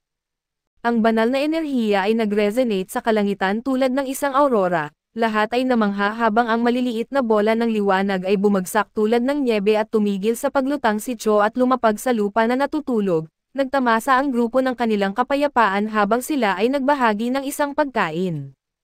Inanunsyo ng TV ang isang paparating na fireworks celebration at nagpakita si Mao ng interes na pumunta habang nagrereklamo si Lucifer tungkol sa dami ng tao sa event. Nakuha ni Amelia ang kanilang pansin at yumukod, ipinahayag na pupunta siya sa bahay ng kanyang mga magulang ng gabing iyon. Inihatid ni Mao at Suzuno sina Amelia at Cho sa kanilang lugar at tinanong ni Suzuno kung sigurado siyang aalis at ipinaliwanag niya na palagi niyang gustong talunin si Mao. Kaso nang dumating si Alas sa kanilang buhay ay naging komplikado ang pagtalima sa kanya. Ngayon na parehong anghel at demonyo ang laging nagdudulot ng problema sa kanila, pagod na siya sa mga random na outsiders na nanggugulo sa kanya kaya gusto niyang bumalik sa inila upang magpahinga. Idinagdag niya na kung susundan niya ang mga landas ng kanyang ina sa inila, maaaring malaman niya ang ilang bagay tungkol sa kanyang ina at ang Yod Shards at ang koneksyon sa pagitan ng langit at mga demonyo. Hindi siya tiyak na makakahanap siya ng anumang impormasyon ngunit umaasa siyang magtagumpay. Tinanong ni Cho kung pwede niyang makita siya sa pag-alis at sinabi ni Amelia na maaari, dahil bubuksan ni Air Ada ang gate para sa kanya sa Lunes ng hapon at nasa eskwela si Cho noon, sinigurado ni Suzuno na makikita niya si Amelia sa pag-alis. Binanggit ni Amelia na babalik siya sa ika-12, na siya rin ang kanilang joint birthday party ni Cho at sinigurado niya kay Cho na magiging maayos siya, dahil siya ang pinakamalakas na bayani sa mundo at hindi siya gagawa ng anumang delikado kasama si Alas. Nagising si Alas habang sila ay nag-uusap at kinalong siya ni Amelia upang dalhin sa kama. Nagpaalam sila kay Emire na hinawakan ang mga kamay ni Amelia habang sila ay naglalakbay sa pamamagitan ng gate at sa wakas ay nakarating sa inila. Lubos na nagpapasalamat si Amelia na makauwi at ipinakita ni Emire sa kanya ang isang mapa at kung saan matatagpuan ang kanyang bayan. Ang slon at ang pinakamaikling ruta upang makarating doon at binigyan din siya ni Emire ng pera. Tinanong ni Amelia kung ibig sabihin nito ay maghihiwalay na sila, doon ay ipinaliwanag ni Emire na ang simbahan ang responsable sa muling pagtatayo ng slon at pagkatapos ng pagsalakay ng mga demonyo, si Oba ay kilala bilang bayani ng mga tao na iniimbestigahan niya kung paano iyon nangyari. Ayaw niyang masira ang investigasyon kaya ipinakita niya kay Amelia ang lugar kung saan siya pupuntahan matapos ang 7 araw. Binigyan niya si Amelia ng isang angelic quill pen na iniwan ni Lea, sinasabing maaari itong gamitin upang magbukas ng gate kahit saan niya gusto. Binanggit ni Amelia na siya ang magtago nito bilang kanilang trump card, pagkatapos ay sinimulan ang kanyang paglalakbay patungo sa kanyang bayan, na nangangakong tuklasin ang isang pahiwatig tungkol sa kanyang ina. Bumili si Amelia ng ilang damit mula sa merkado upang magpalit at naghanap ng caravan upang mag-book ng biyahe patungo sa kanyang bayan. Nagpahinga siya sa isang inn na may masikip na kwarto at kailangang gumamit ng palikuran si Alas, kaya't nagmamadaling pumunta si Amelia sa banyo kasama siya subalit hindi ito kasing luxurious ng mga ginamit nila sa Earth. Dinala sila ng caravan sa kanyang tahanan at habang naglalakad siya sa paligid, nakita niya ang bukirin ng trigo ng kanyang ama at napaiyak sa kaligayahan na ito ay buhay pa. Tumakbo siya patungo dito at niyakap si Alas na hindi maintindihan ang kasiyahan ni Amelia.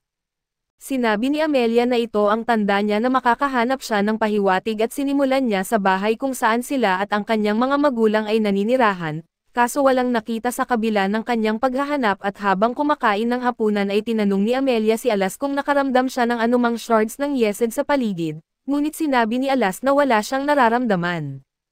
Habang inaayos ni Amelia ang lugar ay nadismaya siyang wala siyang makikita at nang buksan niya ang isang drawer, natagpuan niya ang isang papel para sa lisensya upang magtanim sa bagong lupa. Kinaumagahan, hinanap niya ang lugar gamit ang hindi maayos na guhit na mapa at biglang nagising si Alas, tumalon mula sa kanyang likuran at tumakbo patungo sa isang puno. Sinundan siya ni Amelia at natagpuan ang sarili sa kabilang panig ng isang barrier. Itinuro ni Alas ang isang cabin at nagliwanag ang shard ni Amelia at tinanong niya si Alas tungkol sa lugar. Sinabi ni Alas na ito ang tahanan ng kanyang mama na may amoy tulad niya. Nang tanungin ni Amelia ang pangalan ng kanyang mama, doon ay binanggit ni Alas na ang pangalan nito ay Layla na ikinagulat naman ni Amelia. Napagtanto ni Amelia na si Alas ay nakikita si Layla sa kanya. Naisip niya na ipinagkatiwala ni Layla kay Mau ang isang shard ng Yod, ibig sabihin si Alas ay kay Leia at umiiyak si Amelia at nagtatanong kung bakit niligtas ng kanyang ina si Mau. Naisip niya na maaaring ikinakalat ng kanyang ina ang mga sirang Yod shards at sinusubukan itong muling buuin kasama ang kanyang ama na alam ito. Gusto niyang tanungin si Alas ng isang bagay kaso nawala na ang bata at natagpuan niya si Alas na sumisigaw na nawala ito. Nagliwanag ang crescent moon ni Alas at binalaan siya ni Amelia na huminto dahil baka makita sila ni Olba. Naglabas ng beam ang crescent moon ni Alas na nag-undo ng barrier. Hinawakan ni Amelia si Alas at tumakbo ngunit lumitaw ang isang gate at lumabas sina Olba, Regal at mga sundalo. Naging espada si Alas habang naghanda si Amelia para sa isang atake at inanyayahan siya ni Olba sa ihan. Ipinahayag na buhay pa ang kanyang ama at nasa kustodiya ng Heavenly Regiment. Naiintindihan ang banta pero hinayaan ni Amelia na siya ay mahuli. Noong ika-12 ng Setyembre, nawawala pa rin si Amelia at pumunta si Mau sa kanyang MOP license exam. Nag-aaral sa bus at tinitingnan ang kanyang telepono para sa mensahe mula kay Amelia nang may pumasok na lalaki at kanyang anak na babae at umupo sa tabi niya. Inaamoy ng batang babae ang kanyang mga kamay at mabilis na umatras si Mau. Agad na bumababa si Mau pagdating sa kanyang hinto at nagmamadali sa kanyang test at sa kanyang gulat. Ang bata at ang ama ay kumuha rin ng pagsusulit na nagpakilala sila sa kanya. Ang batang babae ay si Tsubasa at ang kanyang ama ay si Shin. Tinanong ni Tsubasa ang pangalan ni Mau at nabigla siya nang tanungin kung siya ang Demon King. Ipinaliwanag ni Tsubasa na ang pangalan niya ay parang pangalan ng boss sa video game. Muli niyang inaamoy ang mga kamay ni Mau at umatras siya. Sinabi ni Shin na huwag maging bastos ngunit iginiit ni Tsubasa na pamilyar ang amoy ng kanyang mga kamay tulad ng isang mainit na lugar na napuntahan niya na. Natapos nila ang pagsusulit at lumapit si Tsubasa kay Mau. Tinanong ni Mau kung paano ito nangyari at pareho nilang duda na makakapasa sila dahil hindi nila mabasa ang mga tanong. Payo ni Mau na itigil na ang pag-a-apply dahil sayang lang ang pera. Muling inamoy ni Tsubasa ang kanyang mga kamay at pinayagan siya ni Mau kaso umatras nang siya ay kumakagat. Tinanong ni Tsubasa ang kanyang ama kung pwede niyang tanggalin ang kanyang sombrero, na nagbubunyag ng kanyang puting buhok at binanggit ang kanyang malaking kapatid na si Alas. Nalilito si Mau na kung paano ang nakababatang kapatid ay mukhang mas matanda kaysa sa nakatatanda. Tinanong niya kung sila ay parehong mula sa inila na ikinagulat ng ama at nahuli ni Mau ang kanyang ekspresyon at tinanong sila na ihayag ang kanilang tunay na pangalan sa kanilang wika. Sinabi ni Shin na hindi sila sigurado kung hindi kaaway si Mau at pinagtibay ni Tsubasa ang kanyang ama na hindi anghel si Mau at inihayag ang kanyang tunay na pangalan na si Atiya. Sinabi ni Mau kay Shin na alam niyang hindi sila magkadugo at kinumpirma ni Shin na inihayag na peke rin ang kanyang pangalan na pinalitan nang dumating siya sa Japan. Sinabi ni Mau na kailangan niya ng tulong ni Shin dahil hinahanap nila si Amelia mula nang siya ay bumalik. Nagulat ito at hinawakan si Mau at tinanong kung paano niya kilala si Amelia at kung nasaan siya, pagkatapos ay napaluhod. Ang kanyang pag-uugali ay nagpapatunay sa hinala ni Mau na si Shin ay may kaugnayan kay Amelia. Inihayag niya na ang kanyang pangalan ay Nord Justina na ama ni Amelia at biglang tumanggap ng mind link si Mau mula kay Suzuno na ikinagulat niya. Ipinaliwanag niya na kailangan niyang gamitin ito dahil hindi sumasagot si Mau sa kanyang telepono. Iniutos niya na pumunta siya sa lugar kung saan ang paaralan ni Cho at tinanong ni Mau kung bakit. Dahil sa may iba pa siyang inaasikaso subalit ipinaalam ni Suzuno na nakatanggap siya ng impormasyon mula kay Cho na ang bagyo sa labas ay nakasentro sa paaralan nila. Hindi niya alam kung sino ang responsable kaso may isang taong nagde-deploy ng malaking spell na kumokontrol sa panahon at hindi sila ni Lucifer magtatagal, habang iniisip ni Mau kung ano ang gagawin kay Nord at Atiya at doon ay binanggit nito na narinig niya ang lahat ng sinabi ni Suzuno at hindi magiging maganda para sa kanila kung sila ay maghihiwalay, na sinang-ayunan naman ni Mau.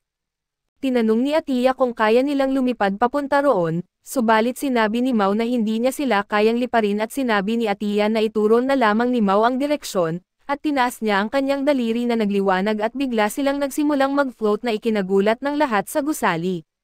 Dinala sila ni Atiya palabas at tumungo sa direksyon ng bagyo. Huminto sila sa bahay ni Mao upang iwan si Nord kay Asia at sinabi ni Mao kay Asia na alagaan siya at ipaliwanag niya ang mga bagay mamaya. Pagkatapos ay dinala ni Atiya si Mao patungo sa lokasyon ng bagyo. Naabot nila ang bagyo at isang malakas na hangin ang humaharang sa kanilang daan. Lumipad sila ng mababa at sinabi ni Atiya na ang hangin ay magic wind at tila nilikha ito gamit ang celestial force na madali nilang mapapawi, ngunit hindi kaya ni Mao kaya siya na ang gagawa. Sinabi niya na wala roon ang kanyang ama upang gamitin bilang host kaya gagamitin niya si Mao kahit ayaw niya. Nagbanggaan ang kanilang mga noo kaso nagulat siya na si Mao ay ang Demon King at ipinahayag ni Atiya na hindi siya makapaniwalang nagpapagamit siya sa isang demonyo. Nagliwanag si Atiya at nagkalat sa maraming liwanag na nakapalibot kay Mao at binigyan siya ng kapangyarihan. Naging espada si Atiya at si Mao naman ay nagkaroon ng half-demon transformation. Ang demonyong responsable sa pag-atake ay tinalo na sina Suzuno at Lucifer at nakapture na si Cho. Ngunit pinutol ni Mao ang hangin na nagpawala nito at lumipad patungo sa demonyo. Pinutol ang kanyang mga kamay at kinuha niya sina Cho at Suzuno na humihingi ng paumanhin sa kanila dahil sila ay late. Ibinaba ni Mao ang mga babae kay Lucifer at hinarap ang demonyo at ang anghel. Ipinakita ni Mao ang kanyang napakalaking kapangyarihan at binalaan ang demonyo na mamamatay ito kung lalaban pa. Napansin ni Suzuno na hindi ito magic o celestial force kundi isang raw power mula kay Mao. Hinamon niya sila na lumaban sa kanya sa anyong ito at ang liwanag ay naging mas mahusay na kalahati ng espada at walang pag-aatubili. Winasak ni Mao ang sundalong anghel kahit alam niyang may rebound effect ito sa kanya pagkatapos. Nag-backdown ang demonyo habang binalaan siya ni Mao na may mga magiging kaparusahan para sa kanyang mga aksyon. Hinarap ni Mao ang anghel at tinanong kung hanggang kailan nila titigilan ang kapayapaan ng Japan. Sa galit ay sinugod ng Armored Angel si Mao ngunit madali siyang sinalo ni Mao. Pinutol ang sibat ng anghel gamit ang espada. Pinuri niya ang bisa ng espada at patuloy ang anghel sa laban na sinusubukan na tapusin si Mao, ngunit nang ma-corner ay binanggit ni Mao kay Atiya na magbago pabalik at nagbago si Atiya pabalik sa kanyang human form at nang sumugod muli ang anghel, pinaulanan ni Mao ng serye ng suntok ang anghel hanggang sa mawalan ng malay. Lumabas si Gabriel mula sa isang gate at tinanong ang anghel na si Chamiel kung ayos lang ito. Sa galit ay sinubukan na atakihin ni Atiya si Gabriel kaso pinigilan siya ni Mao at sinabi ni Gabriel kay Chamiel na dapat na silang bumalik at nangakong magkakaroon pa ng laban sa ibang araw. Humingi ng paliwanag si Mao subalit sinabi ni Gabriel na kunin na lamang ang kanyang numero kay Lucifer at nagalok ng paumanhin. Inayos niya ang pinsala sa paaralan at binura ang alaala ng mga taong na-trap sa paaralan ng isang oras. Tinanong ni Mao kung magkakaroon ng rematch at sinabi ni Gabriel na malamang. Ipinahayag na nasa kustodiya nila si Amelia bago umalis kasama si Chamiel sa pamamagitan ng gate. Binalik ni Atiya sila pabalik sa apartment at nagulat si Mao nang malaman na sina Asia at Nord ay kinidnap ni Gabriel at ng kanyang mga sundalo. Isang babae ang nagbunyag na nag-iwan din ng mensahe si Asia para kay Mao. Sinasabing hinihintay siya sa Gates of Hell sa Uno Art Museum at tinipon ni Mao ang grupo at ipinahayag na ililigtas nila ang lahat ng kanilang mga kasamahan na nahuli. Pinaghinalaan niyang ang kakulangan ng paglaban ni Amelia ay maaaring dahil sa habag sa isang tao o bagay. Iginiit niya na ang kaaway ay dapat nasa ihan at kinumpirma ang kanilang lokasyon pagkatapos makuha ang numero ni Gabriel mula kay Lucifer. Nagpahayag ng pagdududa si Lucifer ngunit nagdesisyon si Mao na manatili. Sinasabing mas mabuti iyon dahil kakailanganin ng gate ng higit pang celestial force kung masyadong maraming tao. Nag-alala si Cho para kay Mao pero sinigurado ni Suzuno na mas mabuti iyon dahil kakailanganin ng gate ng higit pang celestial force kung masyadong maraming tao. Si Mao, Suzuno at Atiya ay nag-embark sa kanilang paglalakbay patungo sa ihan, nagkakamping sa kagubatan habang sakay ng kanilang mga scooters patungo sa susunod na destinasyon. Naramdaman ni Suzuno ang isang bagay at sinabi sa kanila na huminto. Napansin nila ang mga sundalo na nagmamarcha sa kabilang daan kaya iminungkahi ni Mao na iwasan na lang ang kaaway. Biglang nagising si Suzuno at nakita si Mao sa kanyang harapan na sinabi sa kanya na manatiling tahimik dahil may paparating. Tinanong niya kung kaaway ito kaso umaasa si Mao na kaalyado ito at nakilala ng tao ang mga scooters at hiniling na lumabas ang lahat sa tent. Tinatawag ang kanilang mga pangalan at siniguro ni Mao na hindi ito kaaway at binuksan ang tent upang ihayag si Albert. Ipinaliwanag ni Albert na dumating siya dahil may mga ulat ng mga taong nakasuot ng mga damit simbahan na nagmamaneho ng mga kakaibang dragon. Sinundan ni Albert ang balita at tinanong kung pumunta sila upang iligtas si Amelia at kinumpirma ni Suzuno at tinanong tungkol kay Emira. Binanggit na sinubukan niyang i-contact siya sa pamamagitan ng Mindlink kaso walang natanggap na tugon. Inihayag ni Albert na si Emira ay tinawag sa kapital ng simbahan at pinaratangan bilang traitor dahil sa pagkontra sa kanilang kagustuhan upang itago ang mga pagkakamali ni Alba. Idinagdag niya na hindi pinapayagan si Emira na makikipagkita kanino man, na nagpapaliwanag kung bakit hindi makontak ni Suzuno si Emira. Inimbitahan ni Mao si Albert na sumama sa kanila sa pagsasagip kay Amelia at pumayag si Albert ngunit tinanong kung si Atiya ba ang sumanib sa espada ni Amelia. Ipinaliwanag ni Mao na parehong sacred sword sina Alas at Atiya, gayunpaman ay nanghilingin ni Mao kay Atiya na mag-transform sa kanyang anyong espada, naging daga lamang siya sa kamay ni Mao. Tinanong ni Suzuno kung ano ang problema at sinabi ni Atiya na parang tinanggihan ni Mao na gamitin ang kanyang kapangyarihan. Itinanggi ito ni Mao ngunit biglang nagmamadali sa mga bushes upang masuka at nagkomento si Albert na hindi nila magagamit ang sacred sword na kinumpirma ni Suzuno kaso may hinala na may kakaiba. Bumalik si Mao at itinuro ni Suzuno na kakaiba na bumalik sila sa inila pero hindi bumalik sa kanyang anyong demonyo si Mao. Sa isang inay ipinagbawal ni Suzuno kay Mao na sumali sa labanan dahil sa kawalan ng kanyang mga kapangyarihan. Na-frustrate si Mao at tinanong kung bakit hindi gumagana ang kanyang mga kapangyarihan kaso sinabi ni Atiya na antok pa, na kailangan nilang kumain ng mas maraming hipon at tumaas ang galit ni Mao subalit pinigilan siya ni Albert sa pagkastigo kay Atiya. Sa ayaw man ni Mao, sumang-ayon siya na manatili at siniguro ni Suzuno na ibabalik niya ang lahat ng ligtas, binibigyang diin na nais niyang bayaran ang kanyang mga utang mula sa nakaraan. Binanggit ni Albert na sasama lamang siya upang tulungan si Amelia at pumayag si Mao, na kinikilala ang pangangailangan ng mga kakampi at tinanong niya kung bakit hindi natalo ni Albert at Emira si Mao sa Japan nang wala si Amelia. Ipinaliwanag ni Albert na ito ay kagustuhan ni Amelia at hinimok ni Suzuno ang lahat na umalis. Hinutusan ni Albert si Mao na manatili kasama si Atiya at mag-behave.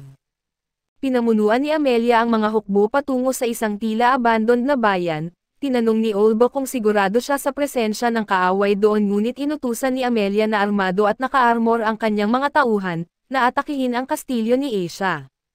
Naging galit si Olbo sa kanyang kawalan ng sagot sa tanong habang sinugod niya ang kastilyo kung saan naghihintay si Asia. Sa kastilyo ay tinanong ni Asia kung bakit dumating si Amelia sa kabila ng kanyang nalalaman tungkol sa kanyang hiyo at ang kanyang gingerbud.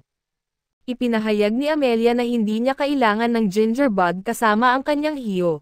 Iminungkahi ni Asia na tapusin na nila ang kanilang labanan at pareho silang nag-engage sa isang aerial combat. Sinubukan na pigilan ni Olbo si Amelia kaso ilang demonyo ang nagbawal sa kanya na makialam at binalaan siyang huwag makialam sa kanilang labanan. Naglaban sina Amelia at Asia sa ere, pinag-uusapan ang posibilidad ng pagdating ni Mao at kinumpirma ni Asia na darating si Mao kaya't nagpasya silang ipagpatuloy ang laban hanggang sa dumating si Mao. Alam nilang kailangan nilang maglaro sa kamay ng kaaway sa ngayon. Nagising si Atiya. Tinanong ni Mao kung ano ang nararamdaman niya at binanggit niya na may sakit ang kanyang ulo at leeg mula sa kanilang naunang paglipad. Nang magliwanag ang crescent moon sa kanyang noo ay napagtanto ni Mao na maaaring nakikipaglaban si Alas.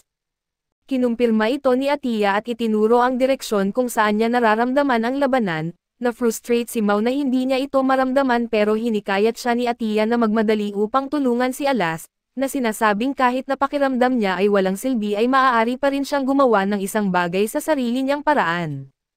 Nagdesisyon si Mao na kailangan nilang kumilos agad upang iligtas si Alas at naghanda ng scooter. Ipinaliwanag kay Atiya na maaaring makatawag pansin ang paglipad at inutusan niya ito na magmaneho ng scooter ng maingat.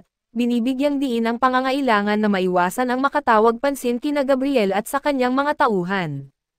Magkasama silang nagpunta sa lokasyon ng labanan, samantala ay patuloy ang matinding aerial duel ni Asia at Amelia at naiwasan ni Asia ang mga atake ni Amelia. Kinikilala ang pinsalang dulot ng labanan sa kanilang mga mamamayan ng demonyo.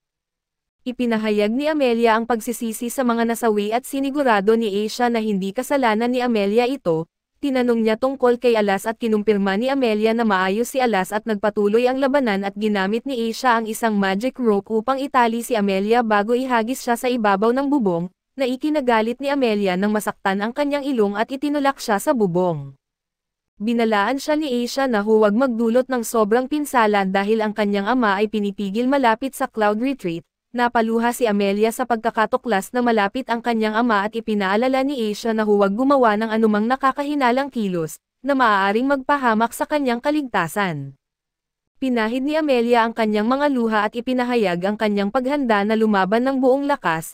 Nagpatuloy ang kanilang laban at tumagal ng 7 oras habang pinapanood ng mga anghel mula sa malayo at habang nagkokomento si Regal sa nakakagulat na lakas ni Asia, napansin ni Gabriel na madali niya itong natalo sa Japan. Ipinagpalagay ni Chamo na maaaring pinipigil ni Amelia ang sarili dahil sa kanyang kapangyarihan ng Yesed na dapat ay pantay siya kay Asia, na nagpapahiwatig na dapat ay nanalo na siya sa ngayon at kinilala ito ni Gabriel subalit tiniyak na hindi matatalo si Amelia at magsasagawa sila ng intervention kung kinakailangan. Napansin ni Regal ang mga scooter na papalapit sa kastilyo at sinabi ni Gabriel na sa wakas ay dumating na sila. Patuloy ang pagmamaneho ni Mau at Atiya at nakasalubong nila ang mga sundalo na hindi pamilyar sa mga scooter, kaya inisip nilang mga demonyo sila at nagsimulang magpapana sa kanila. Inutusan ni Mau si Atiya na magpatuloy sa pagmamaneho ng buong bilis at natakot ang mga sundalo na matamaan kaya't nagbigay daan, pinapaingay ni Mau ang busina upang makuha ang atensyon ni Asia at Amelia na natuwa sa kanyang pagdating kaso nalito sa kanyang mode of transport. Binalaan ni Atiya si Mau na malapit na silang maaabutan ng mga kabalyero at sinabi niya kay Atiya na sundin ang plano. Masaya siyang nag-ilaw at naghagis ng mga paputok sa mga kabalyero na nagdulot ng kaguluhan. Gumamit din si Mau ng isang bote ng apoy upang pilitin ang mga sundalo na umiwas sa apoy habang papalapit sila sa mas maraming sundalo. Inutusan ni Mau si Atiya na magpatuloy ng hindi sinasaktan ang sinuman at nakita nila si Olba at ang mga demonyo sa pasukan, kaso sinabi ni Mau kay Ath na dumiretso na lang sila. Nag-crash sila sa mga gate at pumasok sa Cloud Retreat. Nag-aalala sina Amelia at Asia sa posibleng pagbagsak ng istruktura kaso isang sinag ng liwanag ang pumutok papuntang langit habang bumababa si Mau mula rito. Yumukod si Asia sa kanya habang nagrereklamo si Mau tungkol sa mga namiss niyang oras sa trabaho at ang pangangailangan na humingi ng tawad sa kanyang mga kasamahan. Nagpasalamat si Amelia kay Mau sa kanyang tulong at nangako na magpapaliwanag pagbalik nila sa Japan, isang reaksyon na ikinagulat ni Mau. Lumipad si Atiya patungo sa kanila dala si Nord at nagsimulang umiyak si Amelia nang makita ang kanyang ama. Ipinresenta ni Mau si Nord bilang paghingi ng tawad sa lahat ng gulong idinulot niya kay Amelia at niyakap ni Amelia ang kanyang ama, umiiyak sa tuwa na buhay pa ito. Lumapit si Alas at niyakap si Mau na nagbunyag na may dinala siyang isang tao para sa kanya. Nagulat si Atiya nang makita na si Alas ay isa pa ring sanggol at tumalon si Alas patungo kay Atoya at pinuri siya sa kanyang paglaki. Nagsimulang umiyak si Atiya at niyakap ang kanyang malaking kapatid at ipinahayag kung gaano niya ito namiss.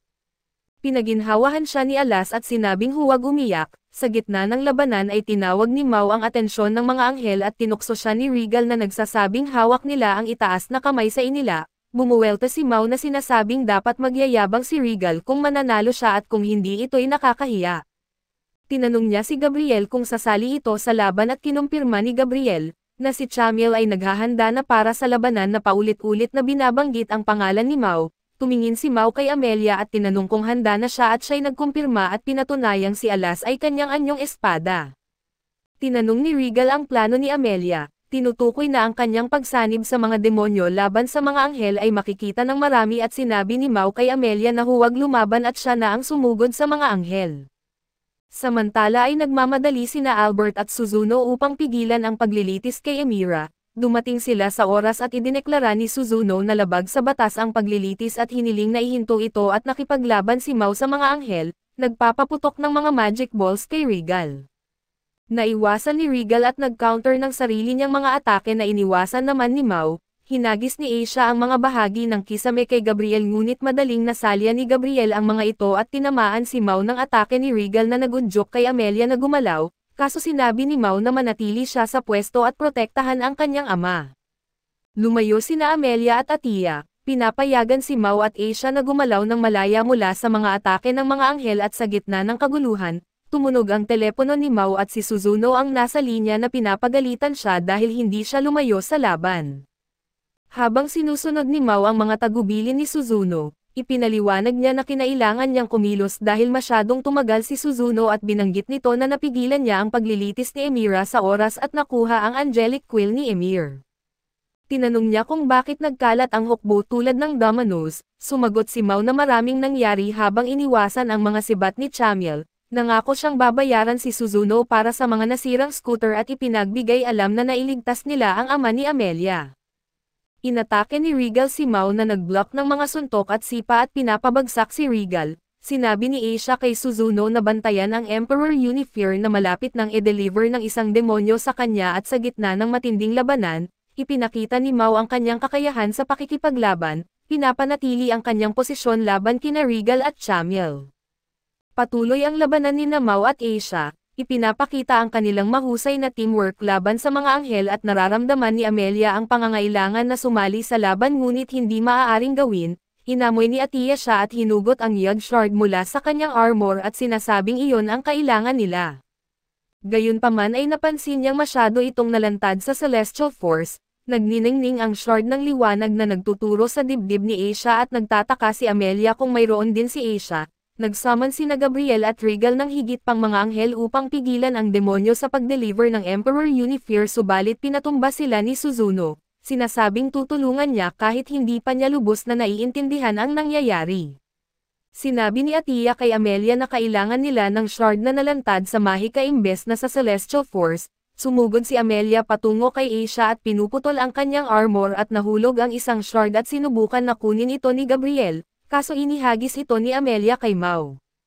Mabilis na itinapat ni Atiya ang kanyang noo kay Mao at nabalot siya ng mana. Nagpasalamat si Mao kay Amelia sa kanyang tulong at binanggit na mas madali para kay Atiya na mag-adapt sa kanya dahil sa nalantad na shard sa napakaraming mahika. Nagalit si Mao at sinabi na inabuso ng mga anghel ang kanyang mga kasama, mamamayan at mga tao na plano niyang pamahalaan at ipinahayag niya na hindi na siya magpapakita ng awa at sumugod upang labanan ang mga anghel.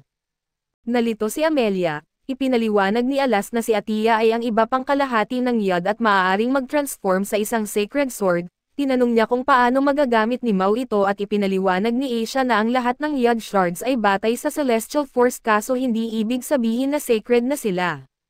Idinagdag ni Alas Ramos na ang Yod ay mga sanga na konektado sa iisang puso na nagbibigay sa kanila ng kapangyarihan upang lumaban. Hinarap ni Suzuno si Alba at binanggit na hindi niya inasahan na makita ito sa Ihan matapos itong mawala sa Japan. Ipinahayag niya na hahatulan niya ito para sa mga krimen nito at sinabi niya sa mga demonyong may hawak sa kanya na gawin ang anumang iutos niya, bilang paraan ng pagbabayad sa kanilang kasalanan sa pakikialam kay Oba at sa mga anghel. Ipinaliwanag niya na nagsusumikap siya para sa isang mundo na may kapayapaan at nais niyang manaig ang hustisya. Tinanong ni Oba kung naglalakas loob siyang labanan ang mga tunay na anghel at ang kalooban ng langit. Sinagot ni Suzuno na walang tunay na mga anghel at hinarap niya ang mga sundalo. Sinasabing ang mga anghel ay ordinaryong tao lamang na nagkaroon ng pakpak at ipinahayag ang kanilang sarili na superior. Iginiit pa niyang ang mga anghel ang mga demonyo dahil sa pagdadala ng takot sa kanilang mapayapang ihan. Ipinahayag niyang ang mga demonyo ay hindi ang sanhi ng digmaan at ang Emperor Unifier ang magpapatunay nito. Dumating sina Albert at Amade kasama ang mga sundalo mula sa simbahan at tumistigo ang Emperor Unifier na nagsasabi ng katotohanan si Suzuno, na si Asia ang nagprotekta sa kanya at nagsikap na pigilan ang mga knights na magkasakitan sa isa't isa sa pamamagitan ng pakikidigma. Ngayon ay dapat silang sumama sa kanilang mga tagapagligtas at labanan ang kawalang katarungan na tinanggap ng mga knights. Ipinahayag ni Suzuno sa mga knights na ang kanilang tunay na mga kaaway ay ang tatlong apostates na nagpapanggap na mga anghel. Nagseryoso si Mao sa pakikipaglaban sa mga anghel, ipinapadala si Regal papasok sa kastilyo at sumugod si Chamiel na puno ng galit kaso pinalipad din ni Mao. Nagbukas si Regal ng gate para sa kanilang pagtakas kaso sinubukan ni Mao na pigilan siya ngunit hinaharangan siya ni Gabriel. Sinampal ni Mao si Gabriel sa kastilyo at hiniling ni Gabriel na mag-ingat siya. Pero iginiit niya na nagiging maingat na siya sa hindi pagpatay sa kanya sa lugar at nadadalhin niya siya pabalik sa Japan upang ipasabi ang lahat ng nalalaman niya. Itinali ni Mao si Gabriel at nagreklamo si Emerald na magulo ang buong lugar at tinanong ni Mao tungkol sa kanyang paglilitis. Sinabi ni Emerald na sina Suzuno at Albert ang nagligtas sa kanya sa oras at ngayon ay aalisin nila ang mga traidor sa simbahan. Binanggit niya kay Amelia na lumaban para sa kanyang sariling kapakanan mula ngayon hindi para sa mundo. Sinabi ng mga demonyo ng Malay Branch kay Suzuno na manatiling ligtas at binanggit ni Suzuno na umaasa siyang sa susunod nilang pagkikita ay hindi na labanan ang kanilang pag-uusapan. Habang inaayos ang lugar, ipinaliwanag ni Amelia kay Mao na nais niyang humingi ng tawad para sa pinsalang idinulot niya sa kanyang mga tao. Dagdag pa ni Mao na huwag mag-alala tungkol dito, na ginawa niya iyon dahil siya ang bayani at siya ay nagdulot ng gulo dahil siya ang Demon King. Ginagawa lamang nila ang kanilang tungkulin at sinigurado niya na hindi nagbago ang kanilang relasyon. Sinabi niya na mayroon siyang iba pang mga tao na dapat humingi ng tawad tulad ni Cho at Ra. Binanggit niya na nakakuha na siya ng regalo para kay Cho sa kanyang kaarawan. Nalulungkot si Amelia sa pag-alis sa kanila pero sinabi ni Mao na huwag mag-alala at humingi ng tawad sa kanila at sinabi niya na matutuwa silang malaman na siya ay okay. Habang naglalakad pa uwi si Cho, tumanggap siya ng text at mabilis siyang tumakbo papunta sa bahay ni Mao at nakita na ang lahat ay nakabalik na. Niyakap niya si Amelia at umiiyak na ligtas siyang nakabalik at pumasok sila upang magdiwang kasama ang Cha. Tinanong ni Asia si Lucifer kung may nangyari habang wala sila kaso sinabi ni Lucifer na wala. Pinanood ni Amelia ang kanyang ama at tuwang-tuwa nang magising ito. Umiiyak siya at niyakap ito at kinagabihan ay nagtipon-tipon silang lahat sa paligid ng mesa upang kumain ng hapunan. Masaya na muli silang magkasama.